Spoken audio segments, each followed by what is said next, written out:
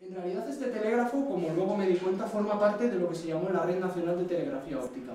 Es la primera gran red de telecomunicaciones de alcance nacional que se puso en marcha.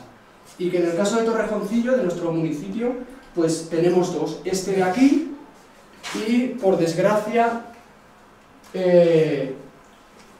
no se ve muy bien, el que queda en el Cerro del Telégrafo en Torrejoncillo, que es, hace unos años estaba, por lo que me comentaron, bastante entero, no se ve porque tiene mucho brillo. En la foto original se ve mejor. Quedan dos trozos de pared y poco más.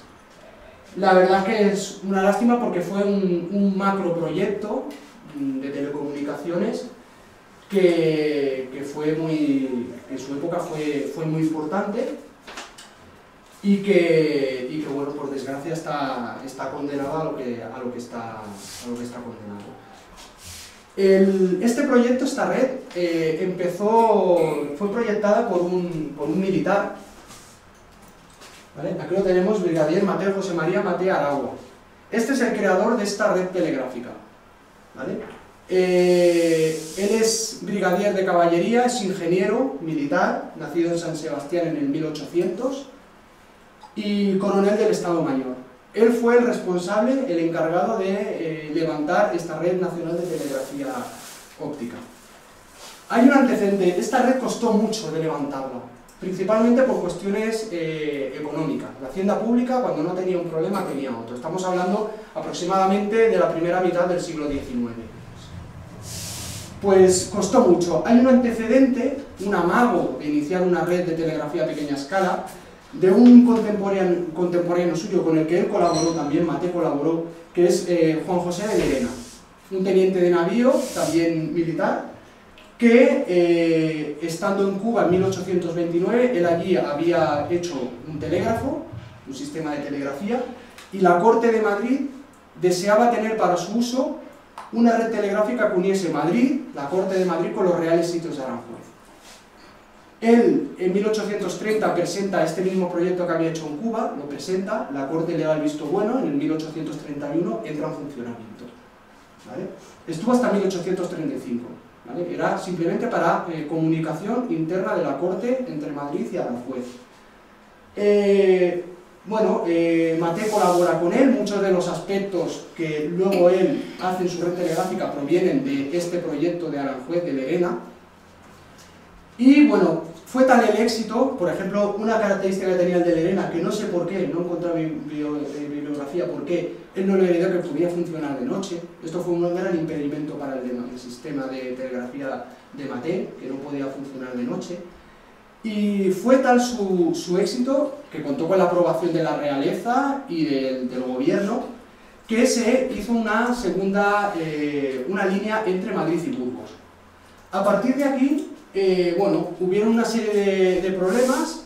La hacienda pública decía que no tenía dinero, Lerena creía mucho en su proyecto, quería que siguiese adelante, se expandiese, pero la hacienda pública no tenía, y esto llevó a una confrontación entre el gobierno y Lerena, que incluso de acusaciones, que hicieron que al final fuese incluso destituido Lerena como director de los telégrafos de los reales sitios.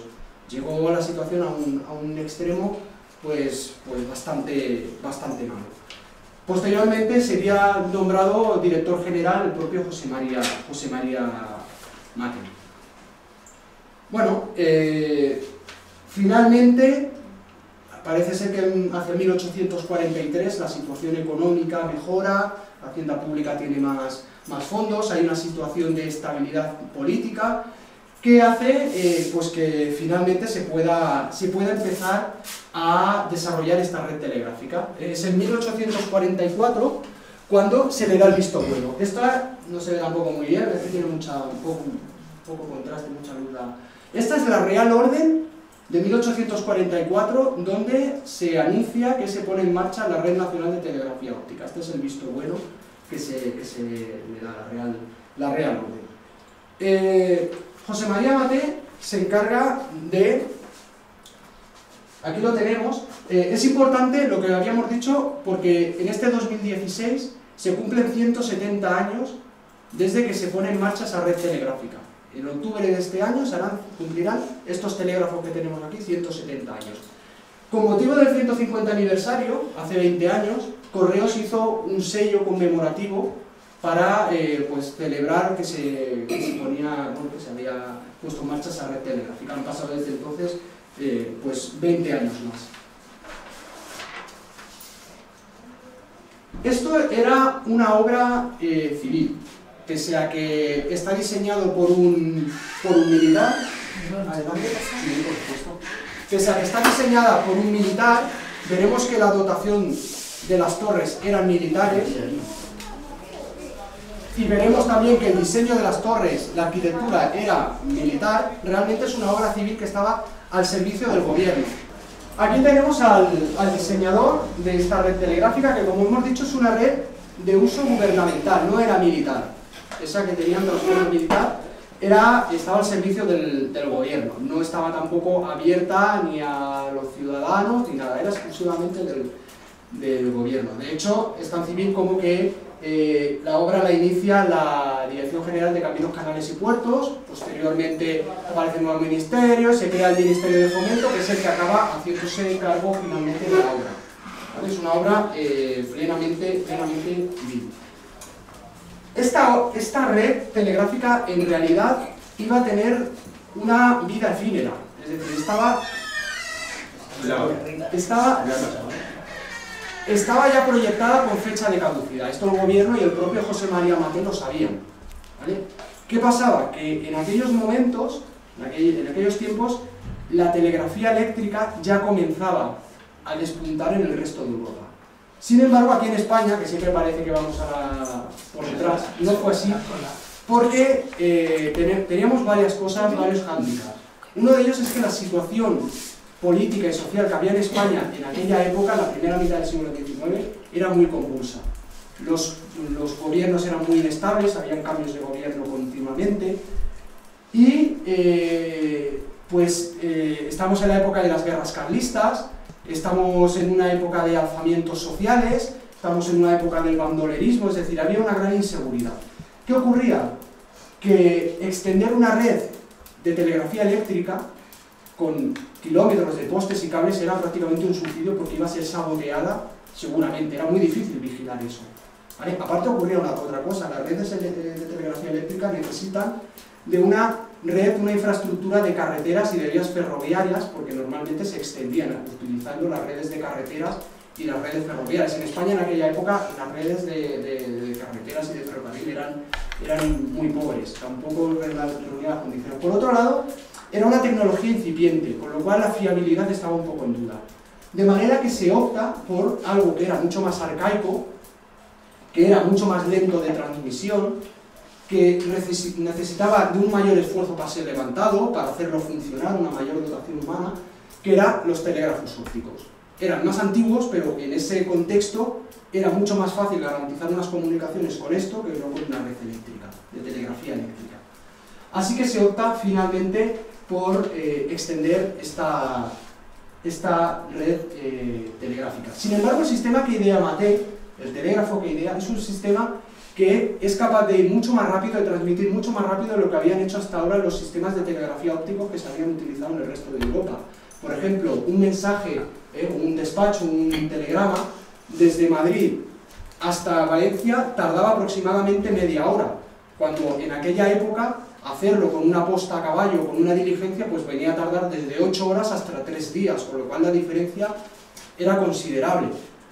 O sea que en ese sentido sí que fue, pues, respecto al telégrafo de Betancourt y otros sistemas que habían fuera de España, pues sí que fue bastante más innovador.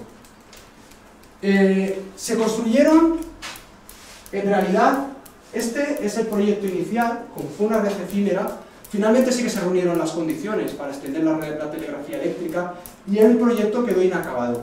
Al final lo que se construyó fue esto, del original a lo que se construyó al final fue esto. 3 líneas con varios ramales, ¿vale? Había 3 líneas. La primera, ¿vale?, que constaba de 52 torres, era lo que se llamaba la línea de Castilla. Todas partían de Madrid, que era donde en principio el gobierno, pues salvo momentos puntuales, estaba centralizado. Que iba desde Madrid hasta Irún, hasta la frontera francesa. ¿Vale? Esta es la primera línea que empieza a operar en el 2 de octubre del 46, con 52 torres telegráficas. ¿Vale? La segunda torre, que empieza a operar 2 años después, en el 48, ya es la nuestra. Es la que va desde Madrid, la llamada, primero se llamó línea de Barcelona, posteriormente se llamó línea de Valencia. ¿Por qué? Porque realmente el funcionamiento más oficial y más constante y estable lo tuvo hasta Valencia. A partir de aquí, si veis hay un montón de manchitas, funcionó un poco por tramos y muchas veces de una forma poco oficial, con lo cual al final en la documentación de la época se le acaba cambiando el nombre y se le llama, en vez de línea de Barcelona, se le acaba llamando línea de Valencia, que en teoría tenía que unir hasta la frontera con Francia, pues a través de Gerona. Y luego finalmente otra tercera línea, que es la línea de Andalucía, que contaba con 59 torres. La de Valencia contaba con 30 torres, 20 de ellas estaban en la provincia de Cuenca.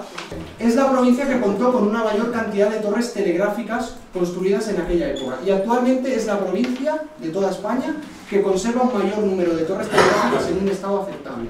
Han desaparecido 4, una de ellas la de Carrascosa, que se hizo una ampliación del cementerio, una serie de ampliaciones y desapareció, pero es la provincia donde más se construyeron de esta red y donde más se conservan, en un estado pues, como la que tenemos aquí, que es un estado según la bibliografía bastante bueno dentro de lo malo. ¿Vale? Esta línea tenía un ramal, ya veremos que se proyectaron varios ramales, que es el de Tarancón-Cuenca, que es donde están nuestros telégrafos, el de Torrejoncillo, el de Nargos-Orcajada, el de los de Avia, ¿vale? Que unía Madrid con Cuenca. Realmente no se sabe qué sentido tuvo hacer un ramal específico hasta Cuenca. Los historiadores y demás no se ponen de acuerdo porque Cuenca tampoco tenía una situación en cuanto a orden público especialmente complicada ni nada. Entonces, ¿por qué hacer algo que llegas hasta Cuenca, una línea hasta Cuenca, un ramal? No tenía... Parece ser que se asentó parte de la familia real durante una temporada y entonces, pues para que estuviesen comunicados se hizo este ramal. Posteriormente, se hizo 2 años después, en el 50, la línea de Andalucía, que contaba con 59 torres, que no llega hasta el 53, hasta San Fernando de Cádiz. Tardó todavía 3 años más en llegar hasta el final, hasta Cádiz.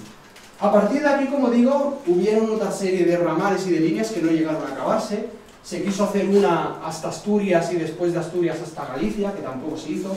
Otra que iba por Albacete, Murcia y a Cartagena, que tampoco se finalizó. Y luego otra que se quiso hacer desde Madrid hasta Barcelona, vía Zaragoza, que tampoco. ¿Vale? La línea quedó inacabada. Bien, ¿cómo era el diseño de las torres? Esta es una torre, una reproducción real, una reconstrucción de una torre telegráfica, como la que tenemos aquí. La idea era la economía. Como era una red que iba a ser efímera, no se querían destinar muchos medios, ¿vale?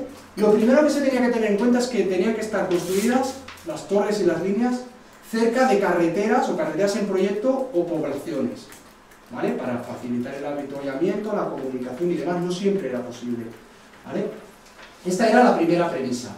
En la medida de lo posible se utilizaba para colocar el telégrafo edificios que ya existiesen, edificios oficiales, lógicamente en casco urbano, edificios oficiales, campanarios de iglesias incluso, ¿vale? Se intentaba aprovechar, ¿para qué? Para construir la menor cantidad de torres posibles, ¿vale? Para ahorrar, ¿vale? Cuando las torres se tenían que levantar porque no quedaba otra, pues como las que tenemos por aquí, lo que se intentaba es, todas tenían el mismo diseño. Maté diseñó las torres, todas tenían el mismo diseño, con materiales que fuesen de la zona, pues por ejemplo ladrillo,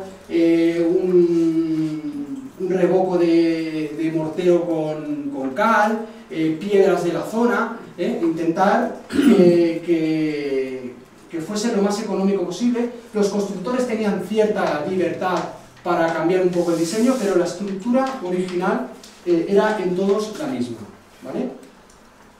Era un edificio, eran edificios, se ve mucho calor, eran edificios de planta cuadrada, de unos 6 metros de lado. Generalmente tenían 2 plantas, hay algún caso que tiene una sola planta, ¿vale? Y ¿qué pasa? Que como la situación era muy complicada en aquella época, También se tiene constancia de que alguna vez habían sido asaltadas e incendiadas, con lo cual tenían un aspecto fortificado. Se construía a veces un muro o un foso alrededor. La estructura, como veis, es una estructura de paredes gruesas, una estructura fortificada. Si veis, la puerta está elevada, se accedía mediante una escalera que se quitaba y se ponía. Siempre se guardaba en el interior, de manera que si alguien quería entrar no pudiese entrar. Estaba elevado unos cuantos metros. En este de aquí también lo vemos, pero como han hecho mucha piedra y mucho escombro alrededor, puedes acceder fácilmente hasta la puerta, pero en realidad habían varios metros de altura. La altura total de la torre venía a ser, con el telégrafo y todo, algo más de 15 metros. Hacían, ¿vale? Otro elemento defensivo son las aspilleras. Esto se llaman aspilleras. Esto es un elemento defensivo, son unas ventanas defensivas que ya desde la Edad Media, si os fijáis en castillos y demás de la Edad Media, ya se utilizaban. Son unas ventanas que tienen una forma de embudo, de manera que son más estrechas por la parte de fuera que por la parte de dentro. ¿Vale? De esta manera, desde dentro se podía defender la torre, en el caso de un asalto, cosa que a veces, ya digo, a veces se había intentado, de interrumpir la comunicación. Tú tenías mucho ángulo para disparar, porque eran muy anchas, mucho ángulo de visión, pero desde fuera era más complicado que te acertasen porque eran más estrechas. O sea, tenía un diseño puramente militar y fortificado. ¿Vale? Aquí veis, pues, luego la construcción, que tenía las 3 plantas y la azotea con el telégrafo.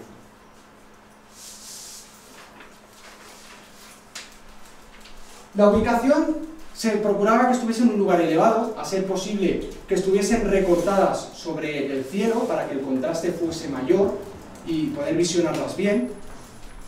Y estaban alineadas. Se procuraba que estuviesen alineadas para que se pudiese ver perfectamente el aparato de señales, el telégrafo, desde la misma dirección. Estaban separadas entre 2 y 3 leguas, era lo establecido en el proyecto. 2 o 3 leguas no siempre era posible porque la aerografía condicionaba mucho.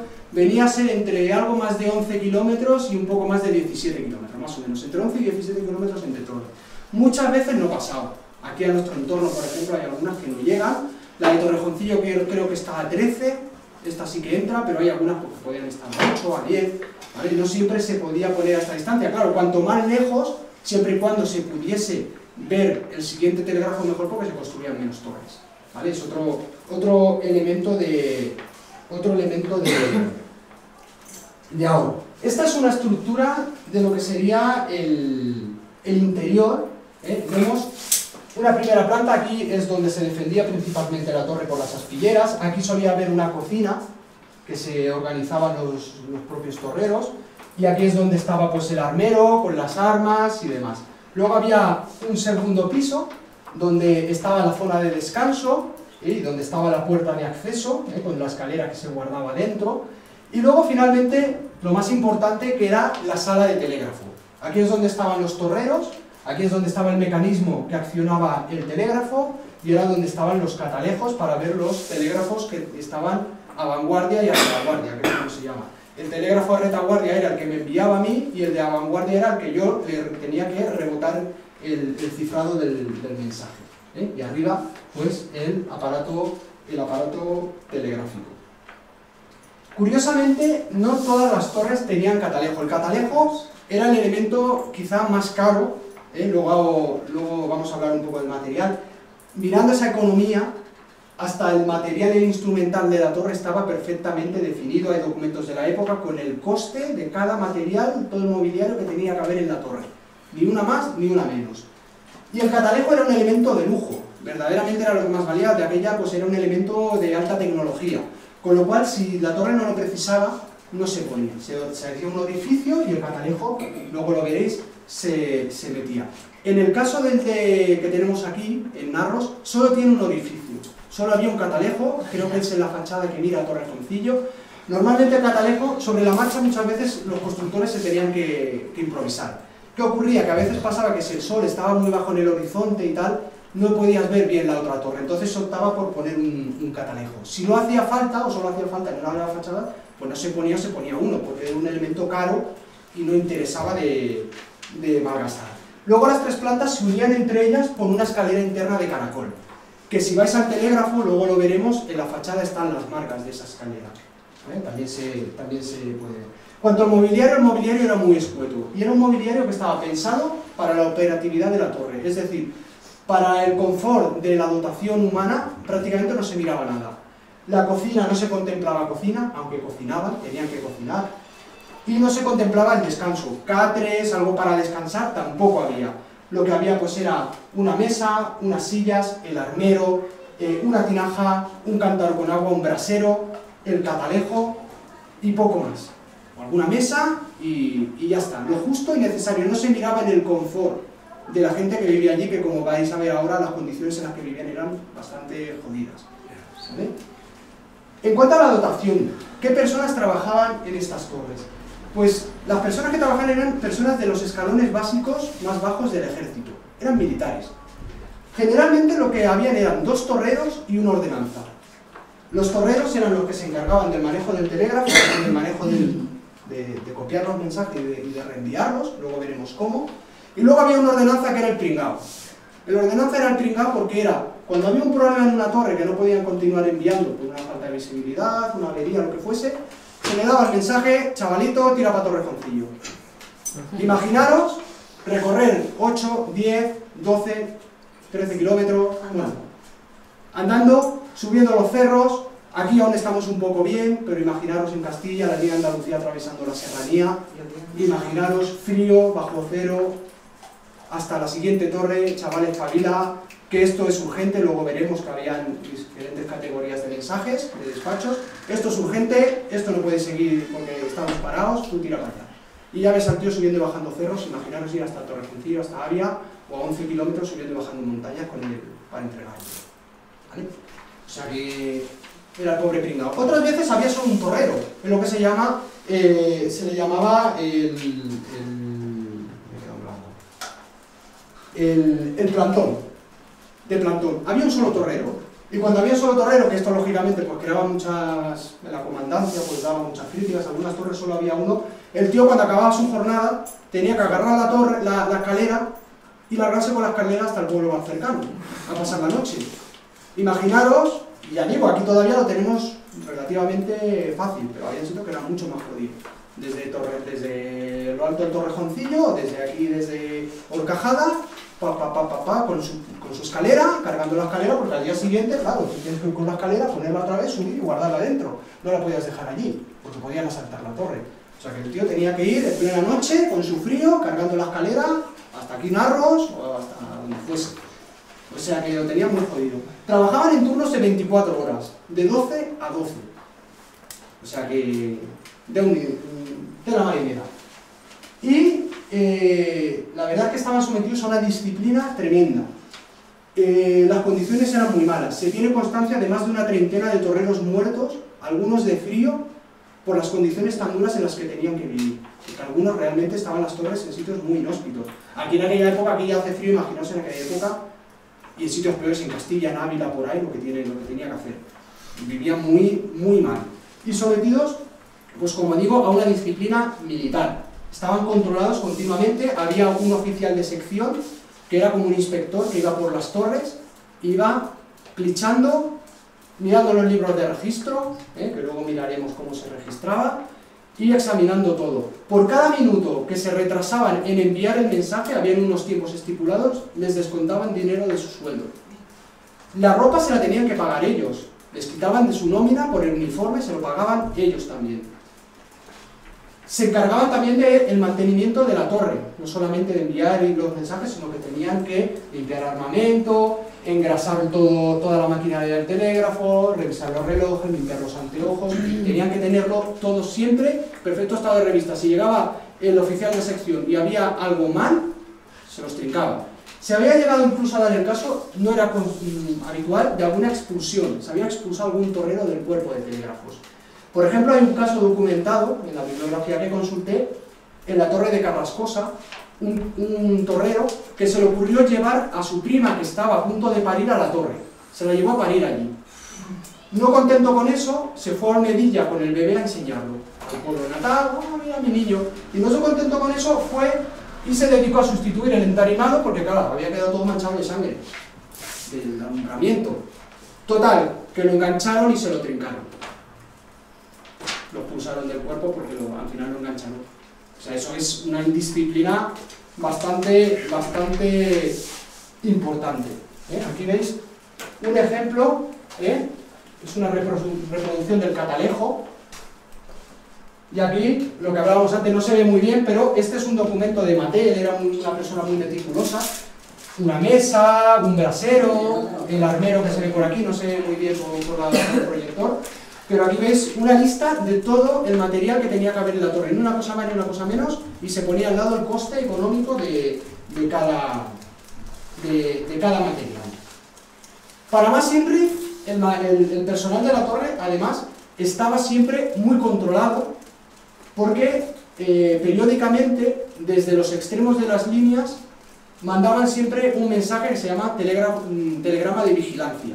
Este telegrama tenía como función ver que la torre estaba bien, se miraba el tiempo que llegaba, y hacía que constantemente los torreros estuviesen alerta. Cada media hora, si no estaba ocupada la línea, se enviaba desde los comandantes enviaban un telegrama de vigilancia para mantener a la gente despierta y para ver que todo estuviese funcionando perfectamente. Los mensajes, ¿cómo eran los mensajes? Los mensajes que se enviaban, este es un telégrafo. En este caso no se conserva ningún telégrafo original.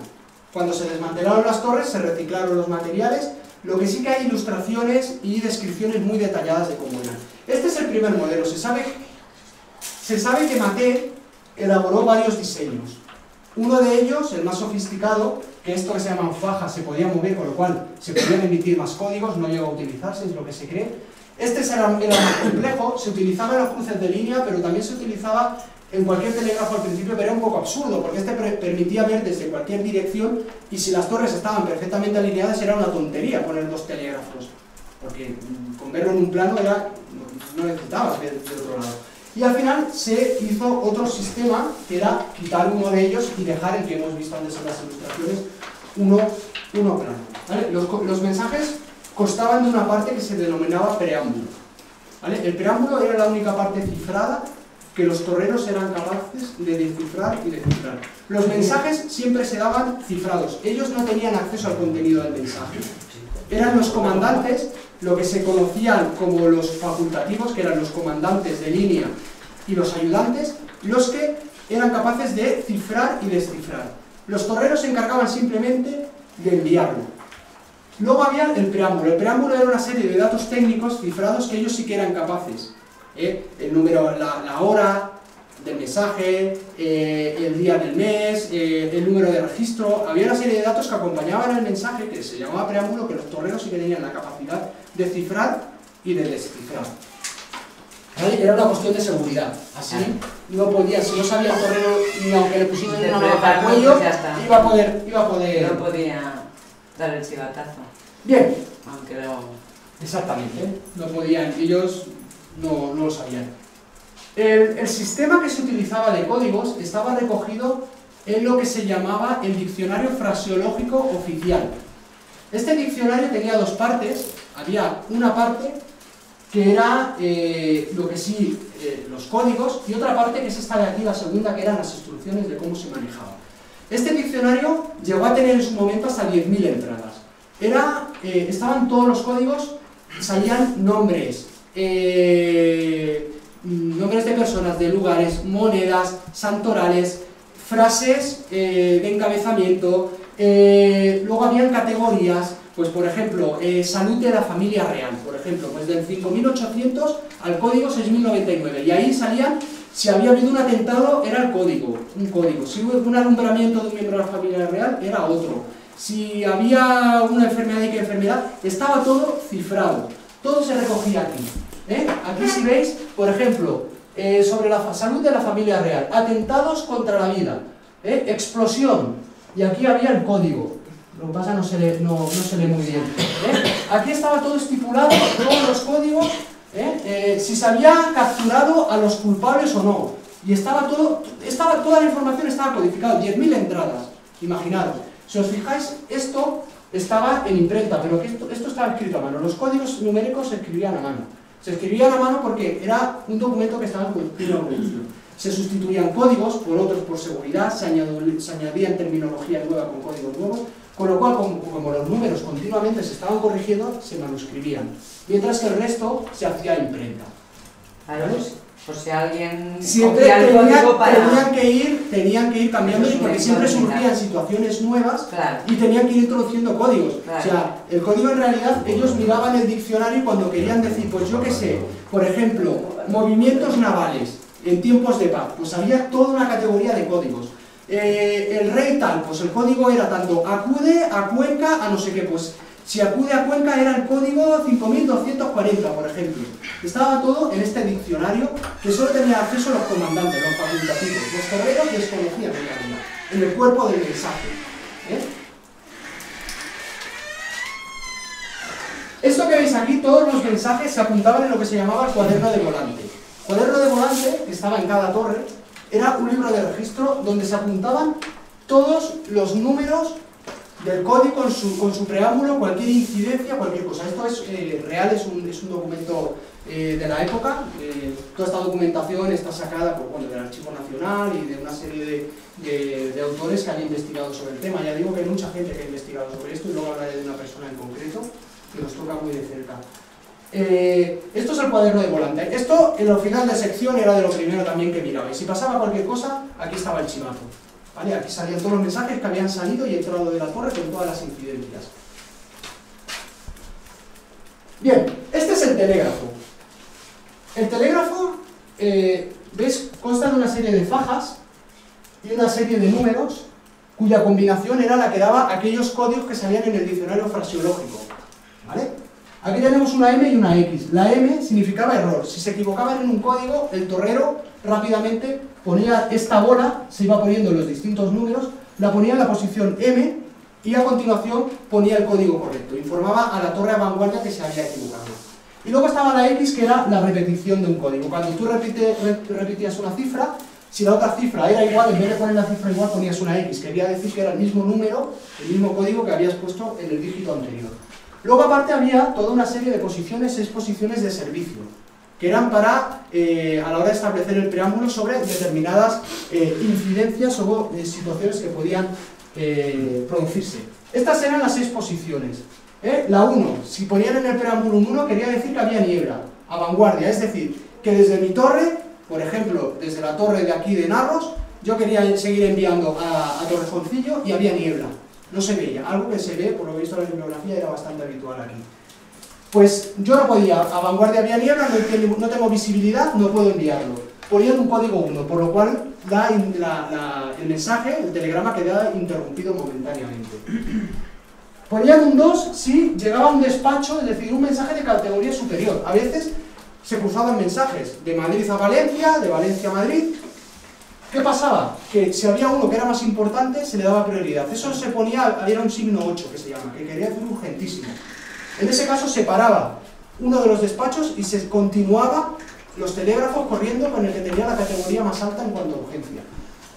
El 3 era la ausencia a vanguardia. Cuando mandaban un mensaje a vanguardia, a la siguiente torre, tenían que dar un acuse de recibo, es decir, la torre tenía que indicar que estaba preparada para recibir.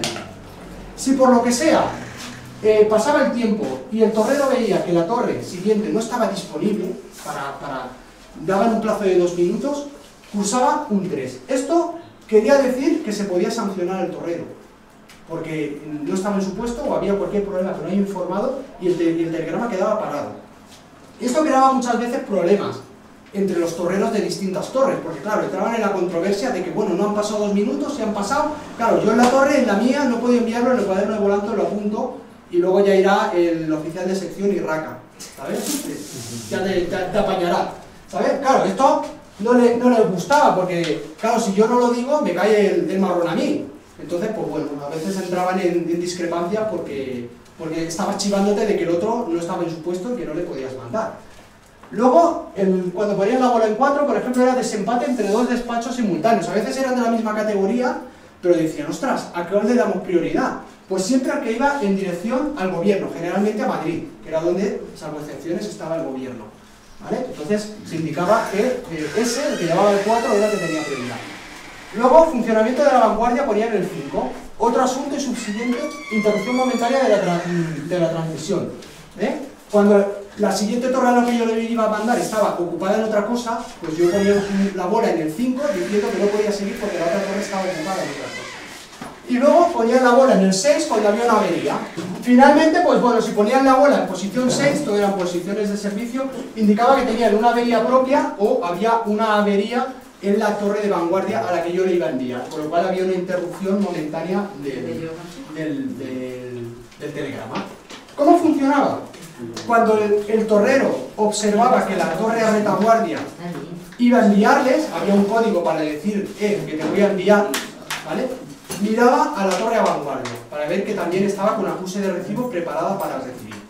Entonces lo que hacía, la torre de retaguardia le enviaba la bola en una de las posiciones para indicarle el primer código, el primer signo, ¿vale? Los signos se separaban, luego veremos, por unas barras que se llaman arreadas.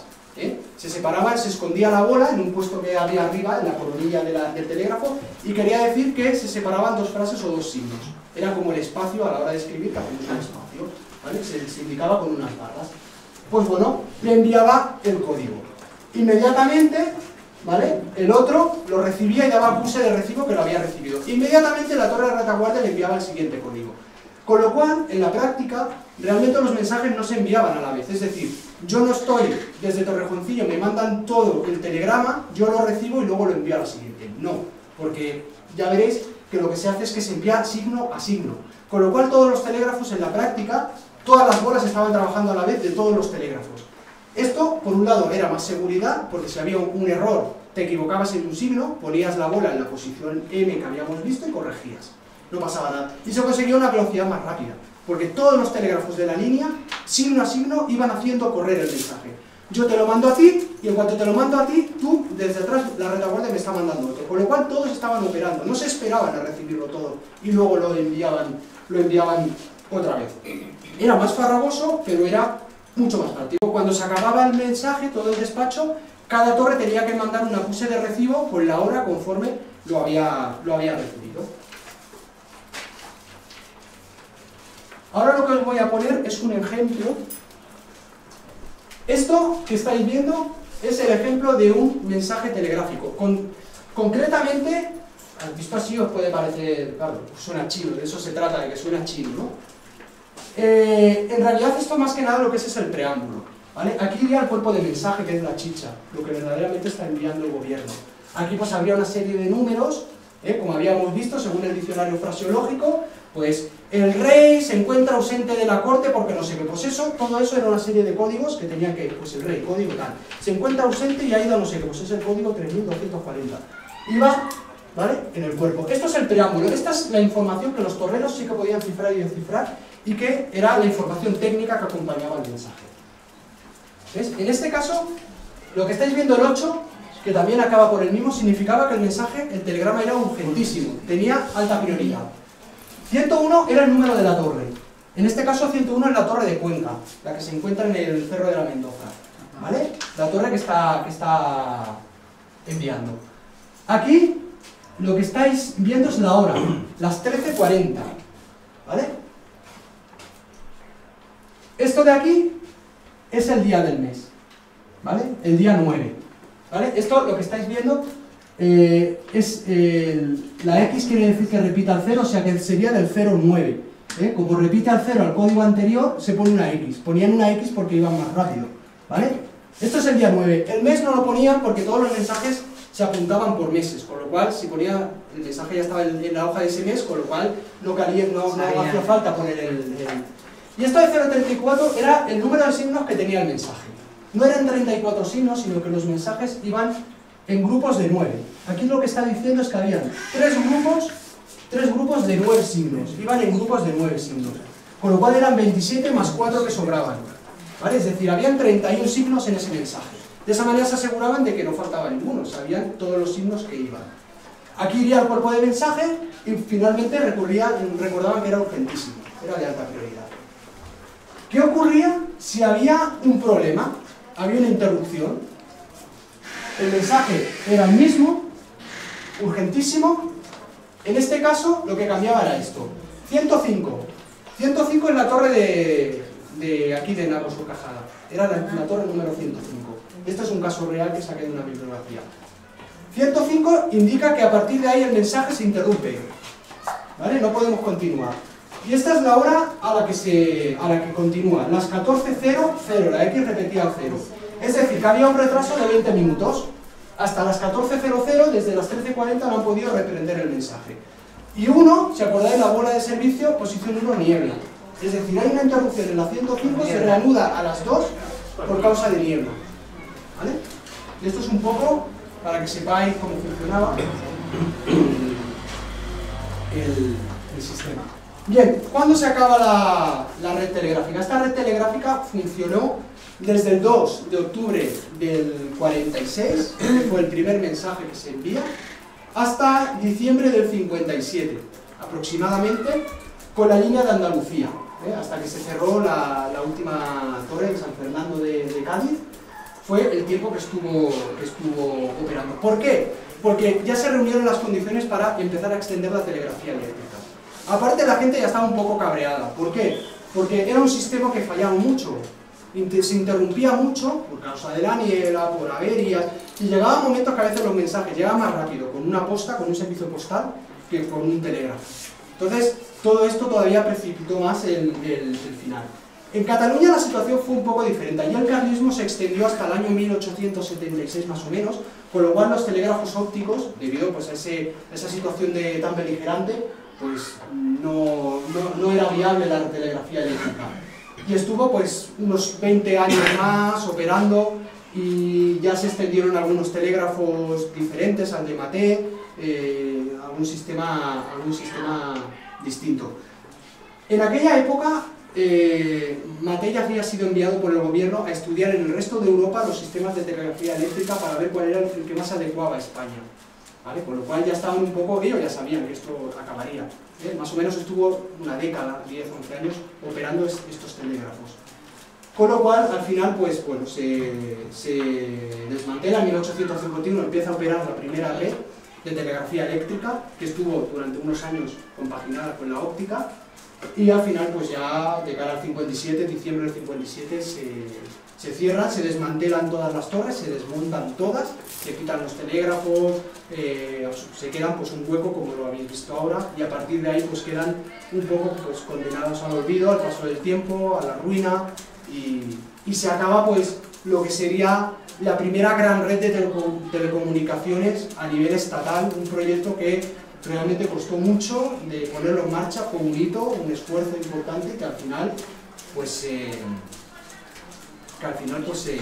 llegó a buen término.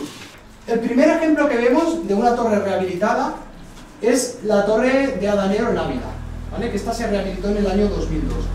Esta es la torre número 11 de la línea de Castilla, la de que va de Madrid a Irún.